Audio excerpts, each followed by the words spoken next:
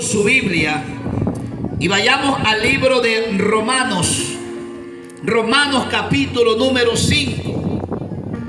Vamos a leer la palabra del Señor en el nombre del Padre, del Hijo y del Espíritu Santo. Que preste usted mucha atención y dice así la palabra. Romanos capítulo 5 verso número 12. Bendito sea el Señor. Dice así: por tanto, como el pecado entró en el mundo por un hombre, y por el pecado la muerte, así la muerte pasó a todos los hombres, por cuantos todos pecaron. Ahí, si usted tiene Biblia, gloria a Cristo, en Primera de Corintios capítulo número 15, quisiera también citar un texto bíblico donde dice, Primera de Corintios capítulo 15 verso número 21: porque por cuanto la muerte entró por un hombre, también por un hombre la resurrección de los muertos. Porque así como en Adán, mijo, Dios bendiga, todos mueren, también en Cristo todos serán vivificados. Dice: por tanto, como el pecado entró al mundo por un hombre, y por el pecado la muerte, así la muerte pasó a todos los hombres, por cuantos todos pecaron. Y eso la Biblia nos enseña que es en el primer hombre creado por Dios, que es en Adán. Se habla del pecado que se cometió en el huerto de Edén, y por esa razón la Escritura dice que por cuantos todos pecamos, estamos destituidos de la gloria de Dios. Pero para eso apareció el Hijo del Hombre, el Hijo de Dios, Jesucristo, para que a través de Él, bendito sea el Señor, entre la vida, ya que nosotros, según la Escritura, estábamos muertos en vuestros delitos y pecados. La Biblia es clara cuando nos enseña, amados amigos, vecinos del sector. La Biblia nos enseña algunos principios que nosotros no podemos dejarlo pasar por alto. La Escritura nos enseña de que por medio de Adán, por medio de la creación, el ser humano ha cometido pecado. Bendito sea el nombre del Señor. Pero también la Escritura nos enseña que vino una sola vez y para siempre Jesucristo de Nazaret. Ese Jesús que usted conoce la historia, que fue llevado a un lugar, fue llevado a un madero para ser crucificado, sacrificado por el perdón de los pecados de la humanidad.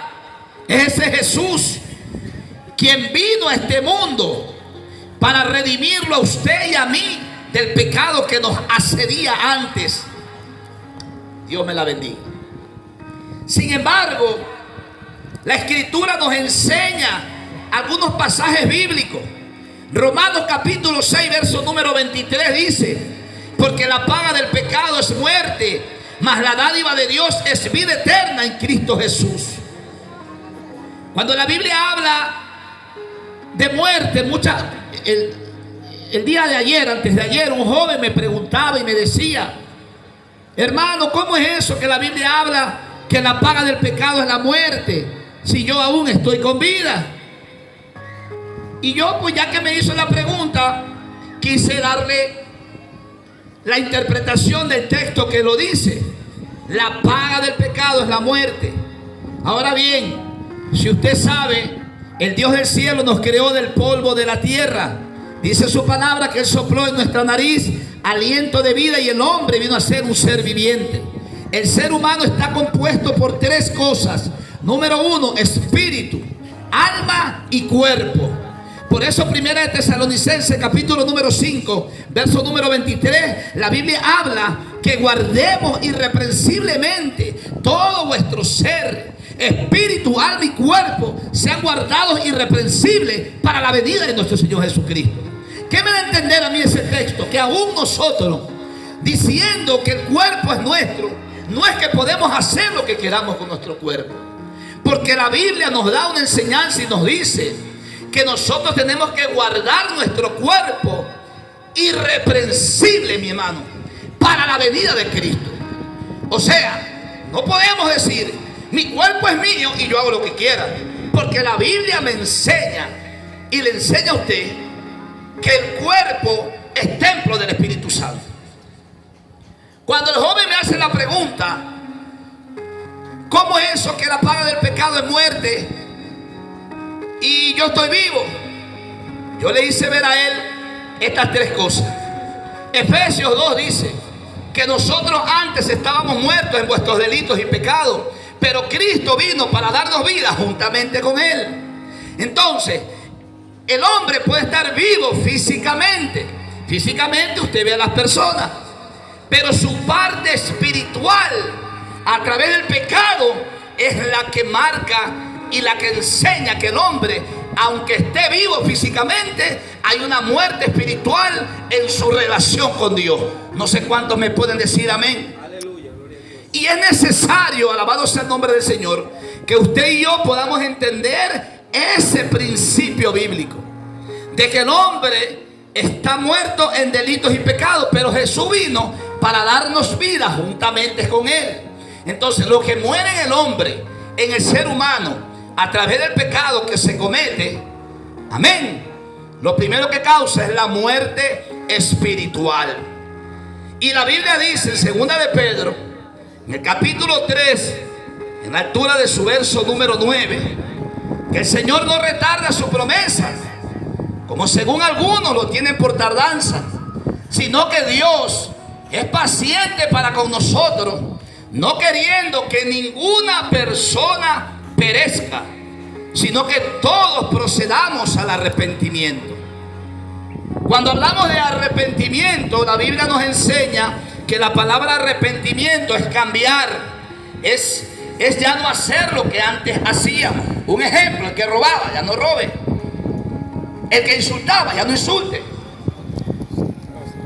el que fornicaba, ya no fornique; el que adulteraba, ya no adultere, ya no adultere.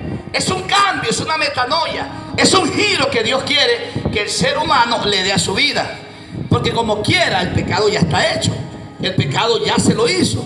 Pero la Biblia también nos enseña, en Eclesiastés 4:9, bendito sea el Señor, que aún hay esperanza para todo aquel que está entre los vivos. Porque mejor es perro vivo que león muerto. El vivo sabe que va a morir, y el muerto, ¿qué sabe? Decía un pastor amigo mío, el muerto va donde le toca. Pero esa decisión es necesario que nosotros en vida podamos decidir.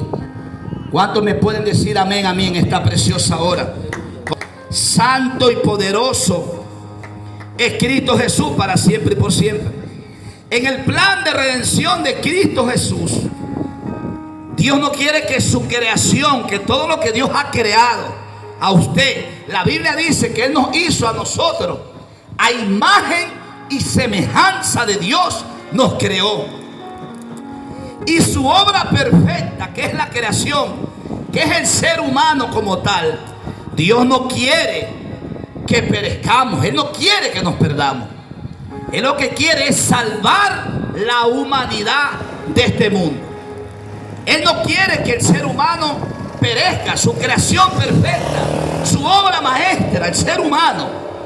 Dios no quiere que el hombre se pierda, amados amigos, hermanos, vecinos que nos escuchan. Dios nos ha traído hasta este lugar para poderles dar a conocer a usted las buenas nuevas de salvación, que son el Evangelio de Jesús. Un Dios de amor, un Dios de paz. Mire, le voy a decir algo. En el libro de Mateo, la Biblia dice, hay un texto que me gusta donde dice: ¿qué padre, si su hijo le pide un pan, le da una piedra? Luego el texto dice: ¿o qué padre, si su hijo le pide un pescado, le dará una serpiente? Abajo dice el texto, Jesús hablando dice: si vosotros, siendo malos, saber dar buenas dádivas a vuestros hijos, cuánto más nuestro Padre Celestial que está en los cielos dará a sus hijos todo lo que le pidan. Sea bendito el nombre del Señor. O sea, Dios al hombre le dice: ustedes siendo malos saben dar dádiva. La palabra dádiva es la palabra regalo. Ustedes saben darle buenos regalos a sus hijos. ¿Cuánto más nuestro Padre Celestial que está en los cielos dará a sus hijos todas las cosas? Hay un ejemplo de la paternidad de Dios con el ser humano, y es que Dios nos ama tanto. La Biblia dice en Jeremías: con amor eterno te he amado y he prolongado para siempre mis misericordias. Oh, gloria al nombre del Señor. También la Biblia dice que donde abunda el pecado, sobreabunda la gracia de Dios. La Escritura nos enseña que el enfermo, gloria a Dios, necesita de médico. Bendito sea Cristo, porque es necesario que el que está enfermo necesite de buscar un doctor. Amén. El sano no. Y hay una enfermedad que está asediando la vida de los seres humanos, y es el pecado. Hay un texto que a mí me da miedo, pero lo dice la Biblia y tengo que decírselo a usted. En el libro de Isaías la Biblia dice: ay de aquel que a lo malo le diga bueno. Ay de aquel que a lo bueno le llame malo. Ay de aquel que a lo blanco negro, a lo negro blanco. Ay de aquel que diga que lo dulce es amargo y que lo amargo es dulce. Escúchese, ahí la Biblia dice: ay. ¿Usted sí le ha pasado que cuando alguien le pega, no sé, las madres de familia que hay aquí, padres de familia, cuando de momento los muchachos se portan un poquito mal y uno coge su beta, alabado sea Cristo, y uno viene y lo coge el muchacho, ¡pap!